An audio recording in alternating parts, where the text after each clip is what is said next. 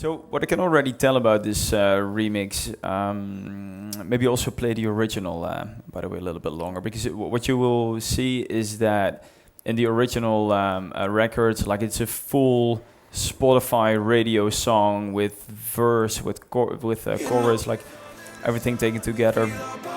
It's like a normal pop structure record.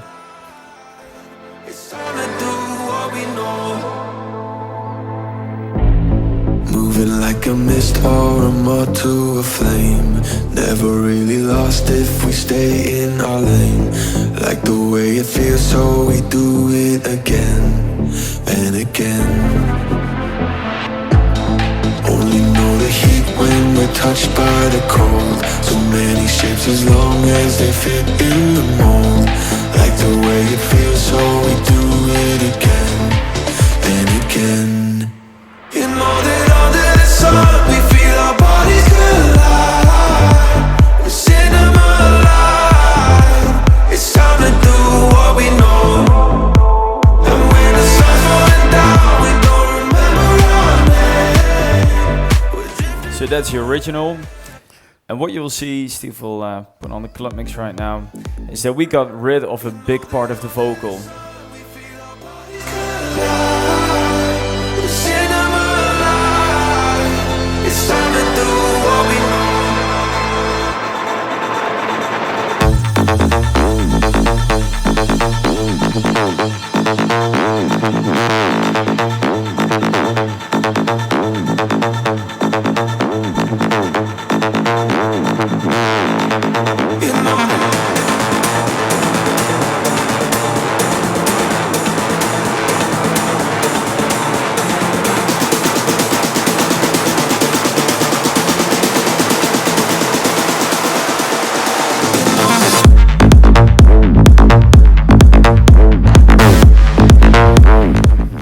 There you go.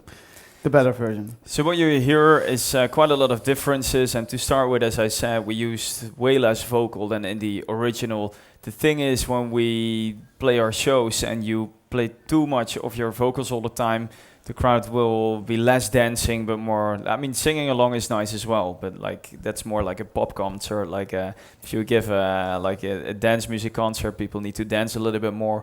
So then we always try to, keep the most important parts of the vocal for your club mix, highlight those, and after that, in this case, we did something entirely different. So we went a little bit more into the depth, a little bit of a deeper sound, a little bit techy, housey. And as you will see here, the same thing actually goes as in the previous track, is that you started off really empty and you start adding all those elements again that we discussed earlier.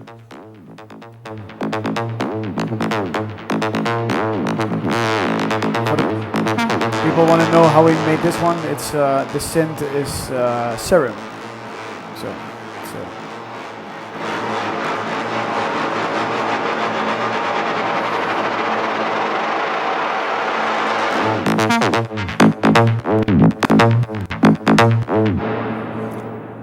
Yeah, so a big part, that's why it's audio right now, is we recorded it through our analog SSL chain, had it compressed, and especially the sound is also made by a lot of EQing by boosting around the 2K and making there like a big notch, which is giving the squeakiness in that sound.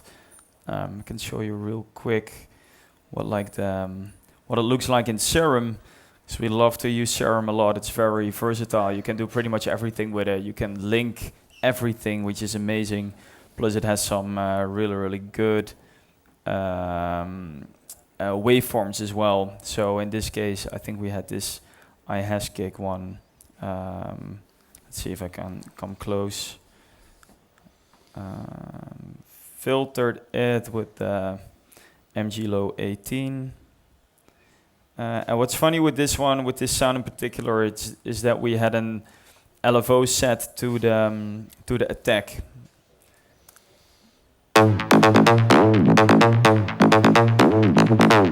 hear that sometimes it's holding back the attack.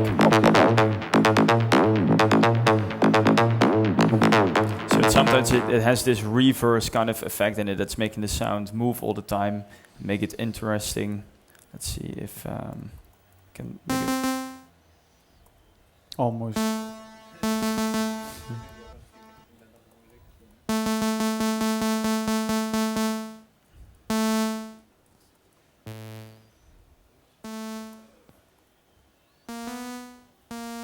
Yeah, something like this.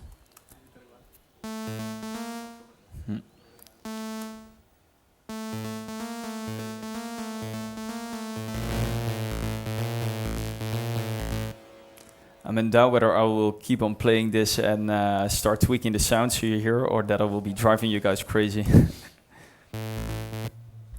Let's see. If you guys get fed up with the sound, just tell me and I'll just make that preset.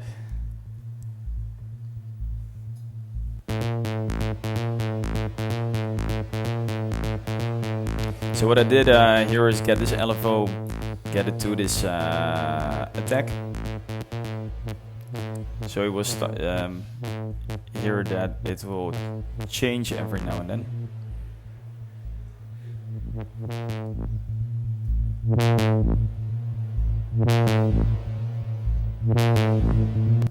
It's a little bit much, so get it back, like it should be small differences.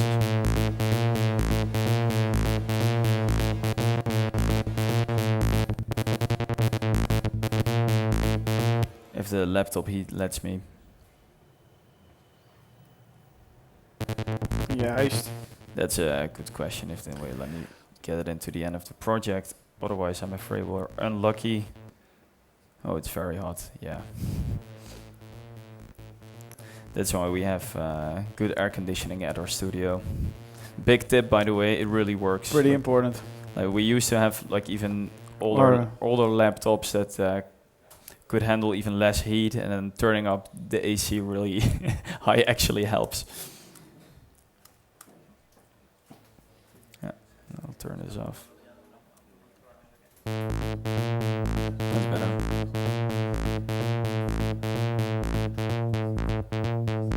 You can play around with this a little bit. That's a beautiful thing of those digital waveforms.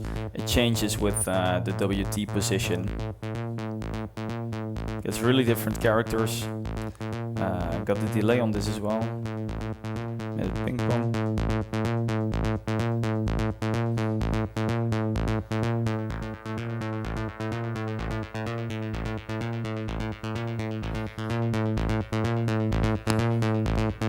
Quite heavy delay. A little bit of reverb. Always try, if you want to make a sound more stable, turn up the voice amount. 16 is too much, but maybe like to 8 and get the detune to the left. I'm not sure if it did it with this set. Sometimes it can be cool, but I'm pretty sure I stuck to unison on this one. Also nice to get mono on for a more stable sound. If you're ever finding trouble with Serum, because where it's super versatile, it can also have a lot of glitches and blobs and sounds that you don't want. Make sure that your attack is not set to 0, because that will start clicking straight away. Same goes for release. If you have release set to 0, same thing. It will start making. I think you can already hear it, like the low blobs that you don't want. Another one that I found out is that in the global settings, if you get trouble with the stereo image, just get the width down to 0 as well, and you will get a more stable signal. Also in here, I think we got some tweaking with the pitch. Just got it a little bit to the low end here.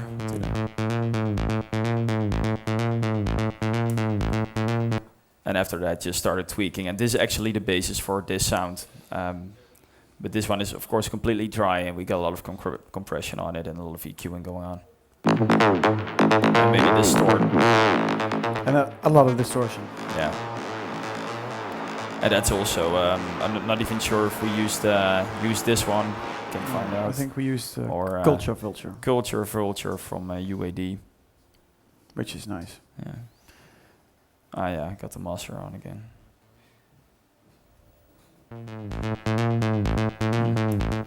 Probably Culture Vulture. Another pretty important part of the track is the low end.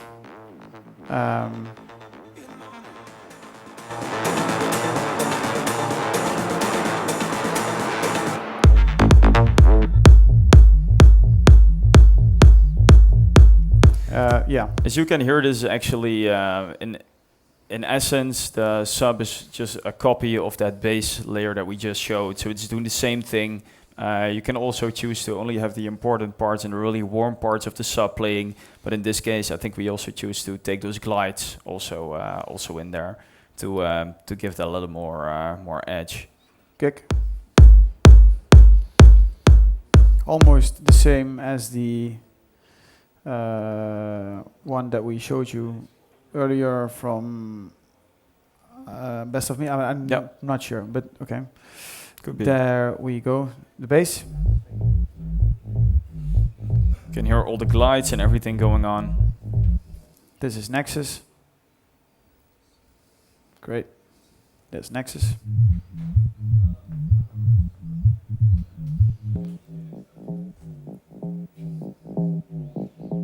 Just a little top. 808 to give the rhythm. And the sub. What did we use here? Was that reactor or was it serum as well? So for the sub we use serum.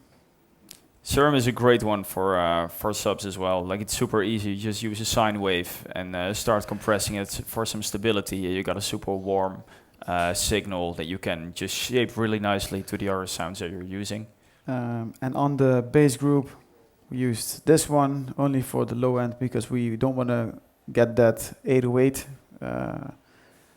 like more compressed because it sounded very well. Sidechain, track spacer. This is very, I hope it's not, yeah, there we go. This is very good. It's like you can sidechain. So we sidechain it on the main kick, as you can see right here. The main kick is the kick that we use, and then we only sidechain the part that is darker. I think you can do that with this one. With this knob, you can just adjust your sidechain so that this part getting sidechained, this part not, which always works well for higher basses and that kind of stuff. Yeah, it makes a lot of space. Equalizer, another equalizer which has a small dip around 103. This is also good, very good actually. It's yeah, I don't know actually what it is. It's more kind of an tube amplifier kind of thing. It makes your sounds way more expensive, so gets a little bit more gritty, more classy, I think. So yeah, that sounds like this, and then we did the same trick again, render it, and then again. It's not the most fun part, like copy pasting, making fades and that kind of stuff, but it, yeah, trust me, it's very worth it because it sounds very tight. And that's kick and bass.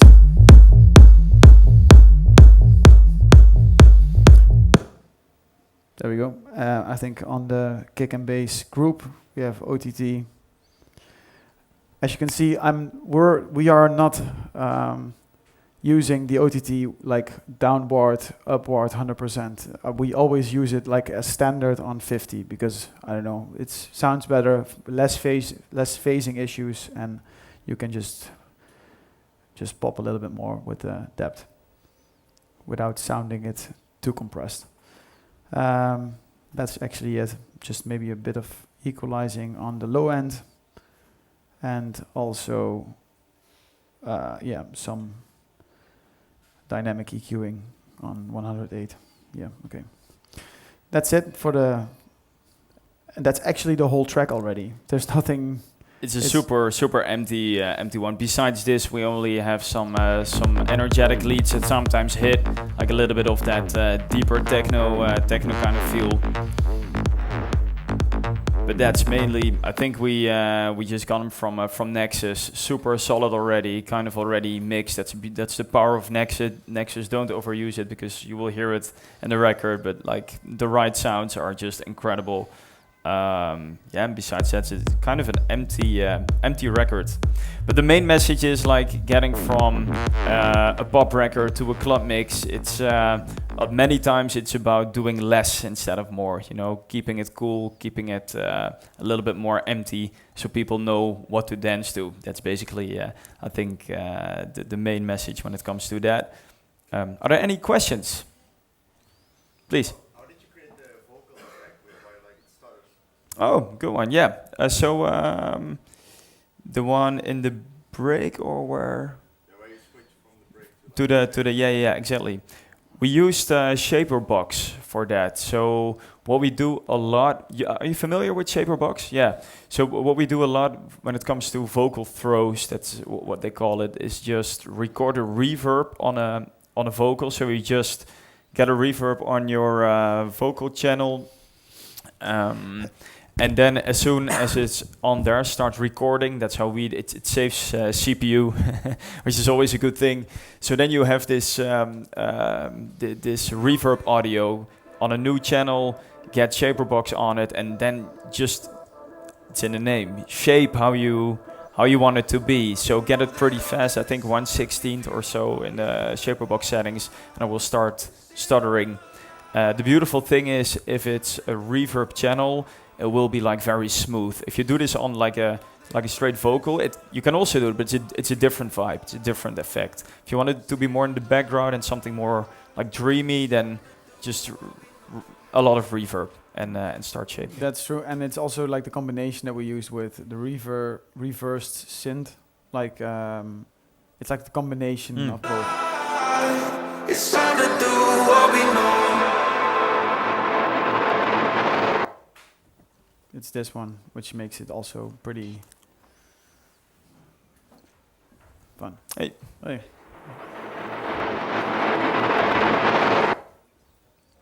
And then the vocal stuttering. You know that.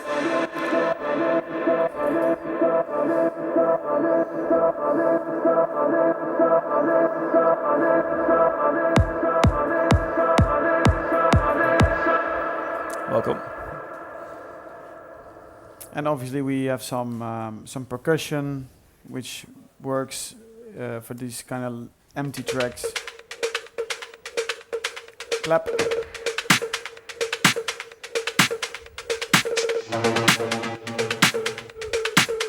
Also serum, that sound.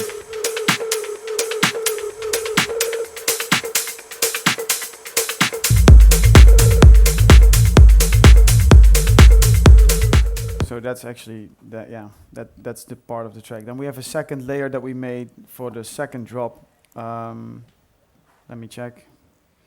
This is also a nice one. It sounds actually pretty cool in the track.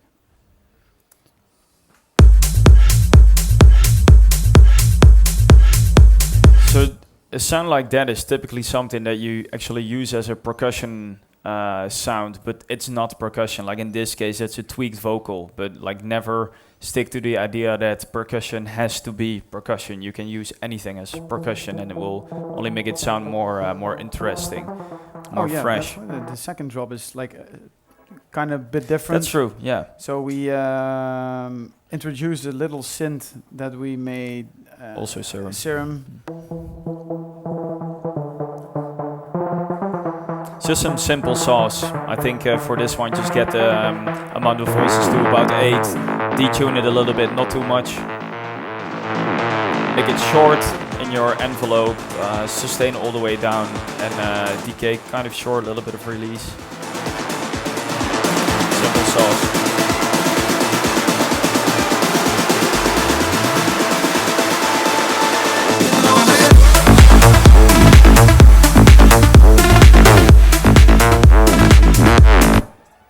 Yeah, fun. This is also nice. It's like then we loop it all the way down because the high end is, I don't know, it sounds super cool. This is a great plugin. Yes, this nice one, I didn't know it. Steve showed it to me some time ago, and this is sometimes you have like special. Like these rides this is like typical ride that has nice high end, which makes your track way more airy and fresh. Like if we get rid of this whole thing, the track sounds a little bit like, less interesting, less cool, or something like that. Then we have this. Just that airy thing that is super nice, especially on the drop. But we created with this, so the ride itself sounds like this.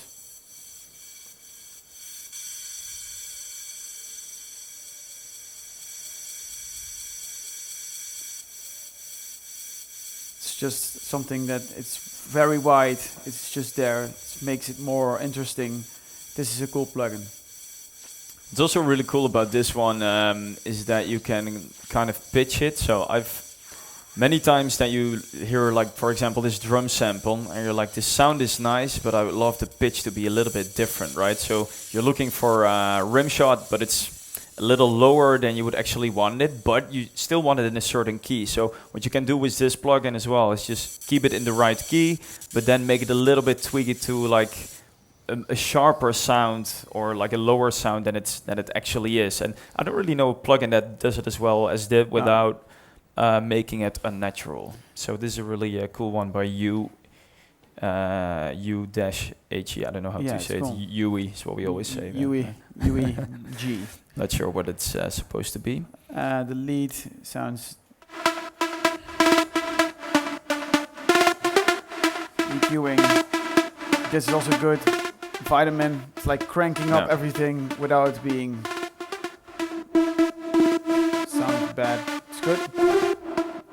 This is kind of a harmonic saturation EQing kind of thing. If you would do it in an equalizer, you would just get a different effect and probably boost a lot of stuff that you don't want in there. And with this one, it's doing it in a very, very nice and natural sounding way. Because the track is that empty, the mix is also like for these kind of tracks, the mix is very important. So give everything their own space. And I think we did almost the same as Best of Me. There we go. Again, -8 because my kick is around -6. So there we go, starting point if you see down there. Again, SSL compression, same settings. The equalizer, this one, same.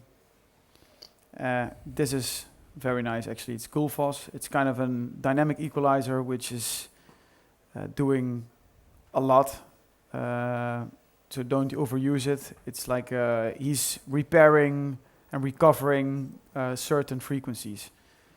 So if you put it on, you need to turn on the master chain. There we go. That won't work. Great. So no, this is a good plugin. So if you have the chance, check it out. It's a good one. Again, the multiband dynamics from Ableton, and we do the same thing with the sausage fattener. Again, including 2.25 dB into the sausage fattener. So nothing too difficult. Actually, kind of the same thing that we did, but like as I said, if your mix is good, then a clean master bus will do the trick.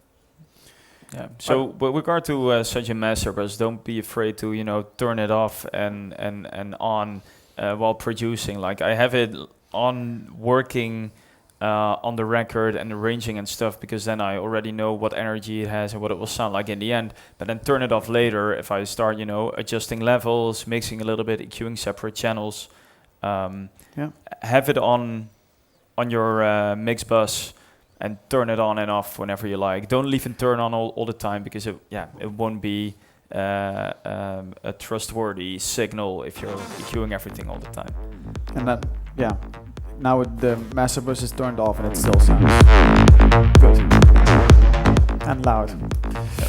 So, that's actually the club mix. I think that's probably basically it indeed. Are there any more questions? Yes, please.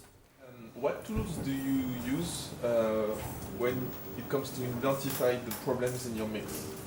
Sorry?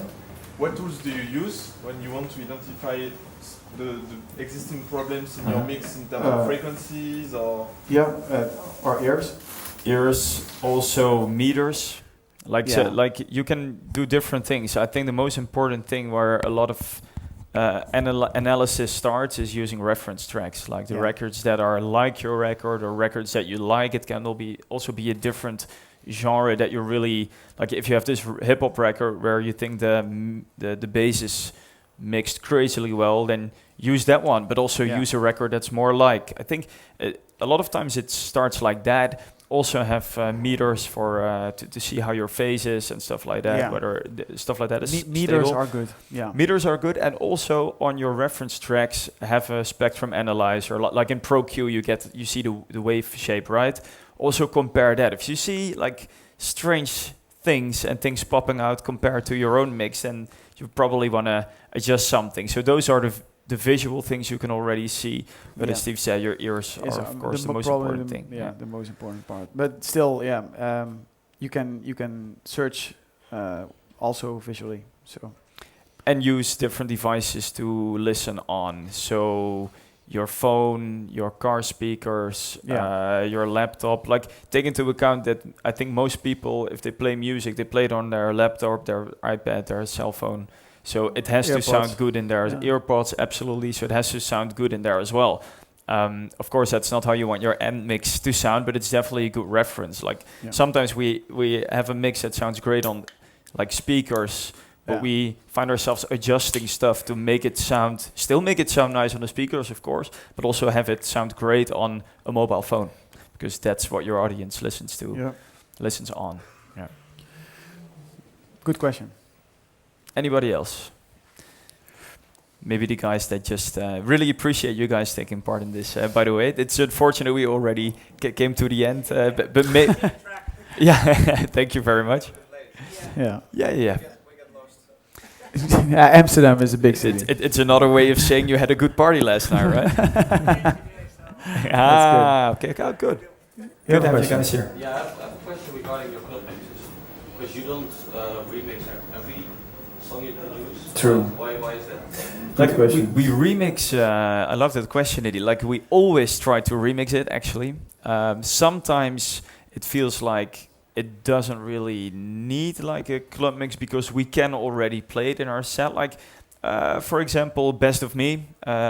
We opened it up before you guys walked in, but like that's a record that if we play it, it's already energetic enough for our crowd. We got people partying to the tune, so that's the most important thing. But I know that when it comes to what we know, it absolutely needs a club mix if we want to play it in our set. So we have played the original to try it out, but we already knew this needs a club mix. So it's something that we need to be able to play it in our sets without us feeling like, there's some energy missing. So that's why we decide for every record. But it's fun remixing. Like you always learn also remixing any record, but also your own records, because it's good for your creativity. Just trying other things. Thanks. Let me check this. Yeah, okay, let me show you guys. This is something different, something new actually. As we are all together, just want to show you guys something that we just made. Actually, we were playing it, I think, almost 2-3 shows. Mm-hmm. So we made a remix on Steve Aoki's track. Together with JJ Lin. We heard he's the Chinese Justin Bieber. That's what they tell us. Yeah. And we really like Steve. He's a great dude. And so we're like, let's remix this. It's going to be released as a collaboration remix between Steve and us. He's playing it every set. We're playing it every set. Really happy with this one. So this is the version. Sat right here with the bottle of the red wine. Rolled up notes and a reason for the headlines. Stay at home, should've listened for the first time. Oh, I said I don't wanna be like them. I don't wanna be like them. Now I spend my time late nights acting like I don't care. And I get real high sometimes cause it's better up there. Guess I'm getting on with the show, but it ain't no good without ya. I don't like being alone, so I'ma go drink about ya. And I'ma do what I want, follow that crowd, tear it all down. Guess I'm getting on with the show, but it ain't no good without you.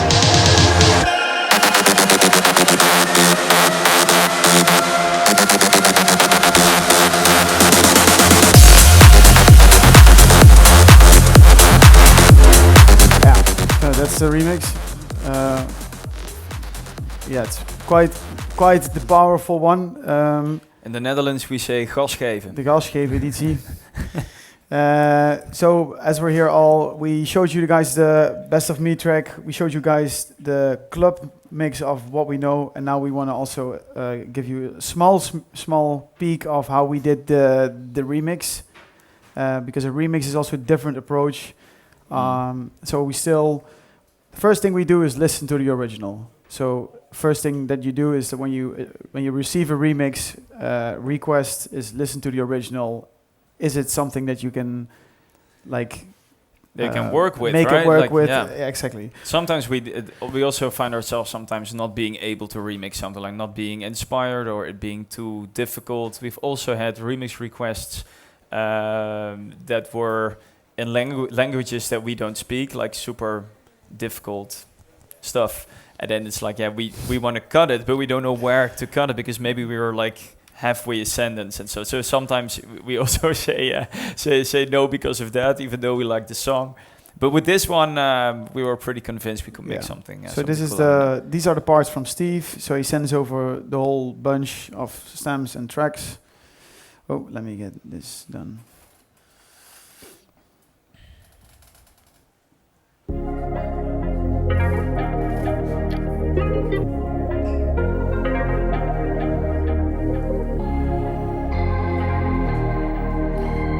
Vocal.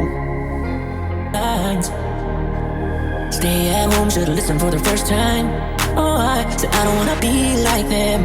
I don't wanna be like them. Now I spend my time late nights acting like I don't care. And I get real high sometimes cause it's better up there.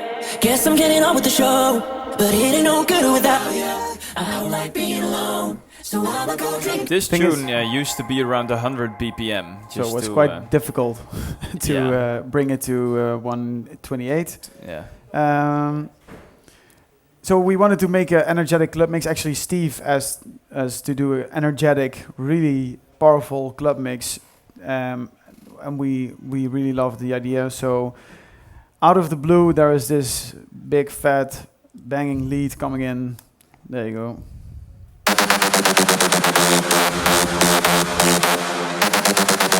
We knew where we had to cut it, like after the chorus, cut, and then you need to do something completely else or it won't work for our audience. Like the vocal is very nice, but as I said, like people are gonna sing along to this instead of party and dance. So cut the vocal, and what should we do? And then all of a sudden we had this idea for that lead sound, like that. Da-da-da-da-da-da-da. So what you do with a sound like that, you use you just pitch it down in your MIDI track. We got an arpeggiator from Ableton on there to make it a little. I think in the MIDI we drew in the da-da-da-da-da-da-da-da-da. That's easy. But later on, we use that arpeggiator to make it roll. That's halfway the drop. Yeah, that's probably around. Yeah, kind of right something. Yeah.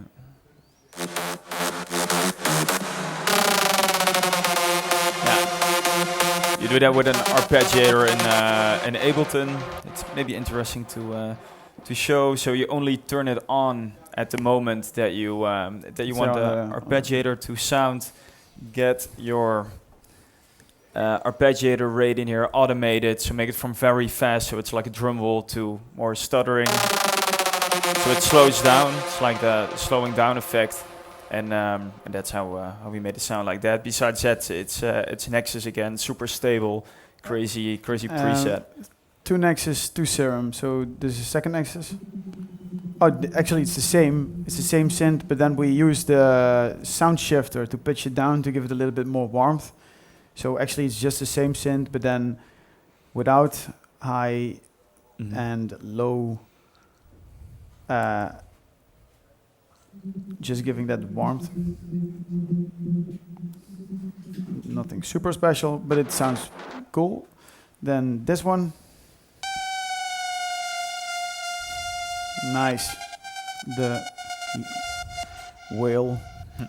And this one. We went deep sea diving for that one. This is serum. Then we have the drums, which are also for this track very important.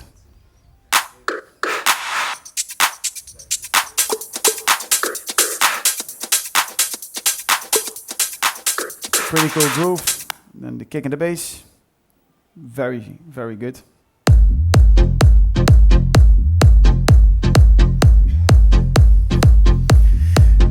We feel like, and we're still gonna do that, but if you listen to this kick and a bass, there's something to us going on that it's already like a special, very powerful thing. So we're considering like using that basis just for a new record. Yeah. That's a beautiful thing about remixing. Like you do something, you get inspired as well for new stuff. And that definitely happened with this one. And then this We'll one is use also that. very cool.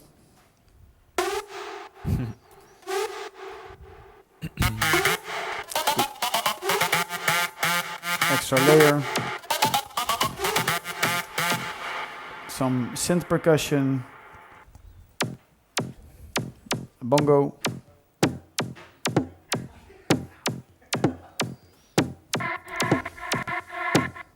Some atmospheres and a step which we made. If I'm great. Beautiful. And some horns on the first and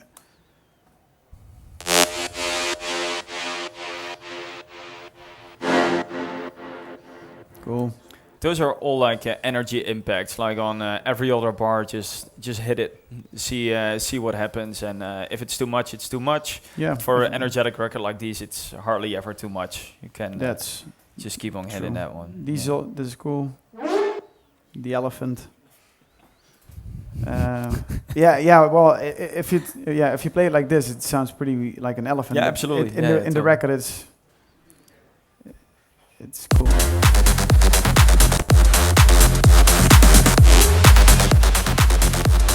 Yeah, small detail, but it's cool. That's probably it, right? Then we have the. That's probably it. second- I think also, especially for the second drop, same Yeah. thing.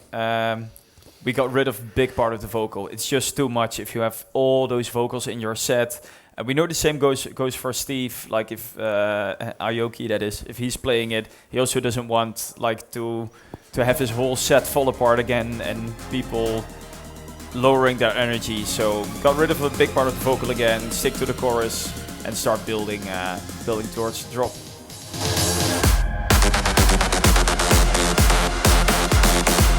This is a cool clap moment for during the set, which works good. This is the.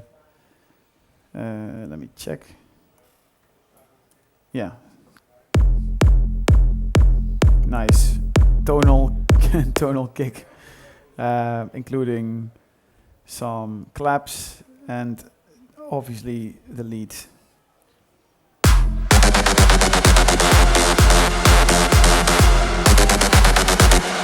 Small trick that we use, which is also very important for the impact of the whole track, is, and I think I forgot to explain also with Best of Me and the club mix for what we know, is we compress, like I was telling you about the multiband dynamics, this one from Ableton, but you can also use an OTT, but for this we use this one. We compress way harder in the breaks. So I think we don't use it as a reference for an OTT on 85, but this one is like on 85% in the breaks. And then when the drop hits, it gets back to 33. So as you can hear, it sounds super squashed right here, which is very powerful.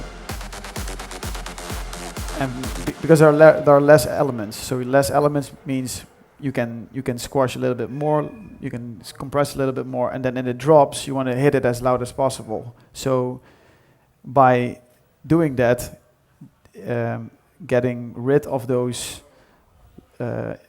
compression thing, what is going on. So 85, we're going to 33%, which makes your track pop out and open up, as you can hear right here. If I would do like 85% on the drop, then it sounds like this.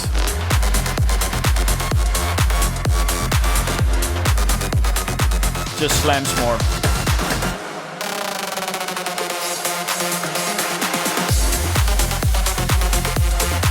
So here you lose too much of your impact and of your transients.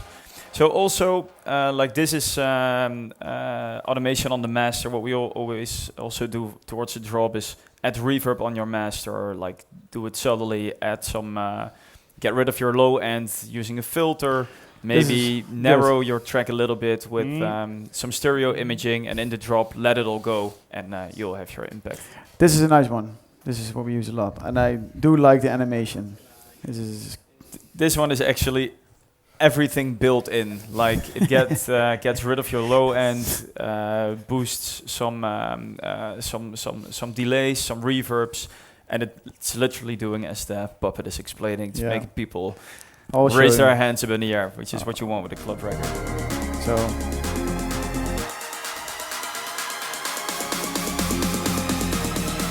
Only one knob. Only one knob and it works. What we also do is on the master is all other automation is on the fab filter is like the first limiter that we use is getting rid of some gain in the breaks, because we're compressing harder. It also gets louder, and we don't want that for the breaks. So more compression, but then getting rid of this because it's in front. We have the multiband dynamics. Afterwards, we have the Pro L, which comes here. So more compression, but reducing the compression loudness by gaining down. I think it's right here. As you can see, this part minus 0.8, but it depends on the track. And then in the drops, it's just back on 0. That's how we gain right the whole track. Sometimes for breaks, we get minus 1 dB. Sometimes for breaks, it's minus 0.5 or whatever. Just listen. That's probably it for this track, right? I think so, yes. Are there any more questions? Because after this, I think this is the last file we can open for today. Otherwise, our house will probably kick us out. We're a little bit over time. Kick us so out. if there is any question, please ask them now. And This if is the not, moment. then fine. All right, that's great. Then we're I think we got teachers. one last one. It's just a question concerning your life. How many hours you spend in the studio every week? Do you have a routine? Oh, well, actually, it depends. Like last month, we spent in Asia all month, and then we take our laptops. Like we have very great headphones that we can also mix on and do some. If they're not broken. If they're not broken, yeah. Unfortunately, Steve's pair broke on the flight. They appear to be not as pressure-proof as we hoped. Mine are still working though. But yeah, so we work a lot on the road, and yeah, then whenever we have the time, even if it's 1 hour, sometimes we have like a day we spend at the hotel before we go to the next show, and sometimes we make music all day. But if we're like in the Netherlands, if we're at home at the studio, we probably go there every day, and like sometimes it's 6 hours, sometimes it's 4 hours, sometimes it's 12 hours, like sometimes it's 24 hours. Yeah, and yeah. Sorry? Yeah, yes. Well, yeah, of course we have to, because sometimes we rest and of course, and we sometimes take a day off. But basically, like if we doesn't feel like a job, so it's like it's like we obviously it's kind of going to work, but it doesn't feel like it because it's still so much fun to do. So if, also when I'm relaxing, I'm also we like to work in the studio. So that's I don't know. It's not very healthy, but it's good. It's But nice. that's also the thing. Like, realize if you're working on a project and you don't have the result after one day. Yeah. Of course, you don't have the result after one day, and of No. course, you will not have it sometimes after 2 weeks because it just takes time. And at some point, you will find your workflow and know how to work around things, how to work on your mix, work on your sound design, your chords, your melodies, and it just takes time. And be every other month, just have a look back at the stuff you did a month ago. And you will see differences, like you will improve every time, but it just takes time to get there, and that's perfectly fine. It's normal, and nobody learns that stuff in a In year. a day, or a year, Yeah, a month, even or a couple whatever. of years. Yeah. It takes time. Have fun. That's the most important thing. Any other questions? Great. Well, thank you so much for being here. Thanks for being We here. hope you enjoyed it. We hope you liked it. Yes.